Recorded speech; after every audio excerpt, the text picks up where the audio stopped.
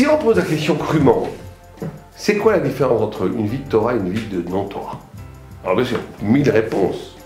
Mais si on arrive à l'essence des choses, c'est très simple. Une vie de non-Torah, c'est une vie partielle. Parce que l'être, l'existence, n'est qu'une façon d'existence. Chaque façon dont tu existes est une façon d'exister.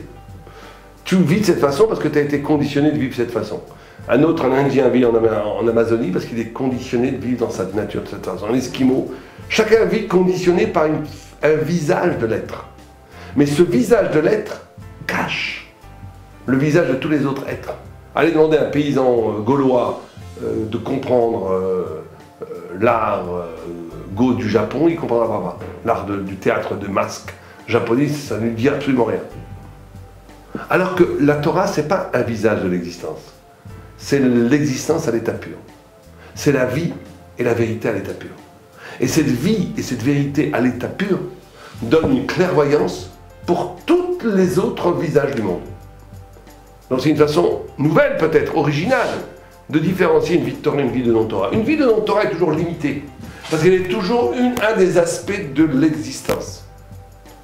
Un aspect des fois qui peut être intéressant d'ailleurs, un aspect qui peut être sympathique, mais c'est un aspect qui va tomber, qui n'est pas éternel. C'est une feuille qui un jour va s'écrouler, qui n'aura plus aucun sens, parce qu'elle n'est qu'un des moments de l'être. La Torah donne accès à l'essence absolue de l'être, à l'essence absolue de la vie. Et par le fait même qu'elle donne accès à l'essence absolue de la vie, elle donne accès à toutes les déclinaisons d'existence. Un Ben Torah amitié, il comprend le secret du théâtre japonais plus que le japonais lui-même.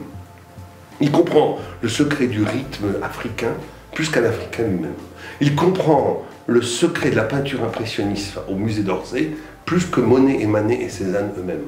Il comprend la fureur guerrière des Indiens d'Amérique plus que les Américains eux-mêmes. Il comprend la scientificité de la NASA plus que les scientifiques eux-mêmes. Il comprend tout plus que toutes les façons d'exister. Pourquoi? Parce qu'il est au cœur battant de l'existence, de la volonté divine, qui est la pierre angulaire de tout le cosmos, qui permet à l'existence d'être. Donc c'est ça une vie de Torah. Une vie de Torah, c'est la capacité d'accéder à l'essentiel, qui te donne la possibilité d'être fraternel de chaque événement humain. Une vie de non-Torah, c'est une vie sectorielle. Donc c'est pour ça, et ça c'est même pour ceux qui vivent dans la Torah, il faut sortir de la vie sectorielle pour arriver à la vie absolue. Et vivre dans la Torah, c'est une vie d'absolu. Alors, allez, nous.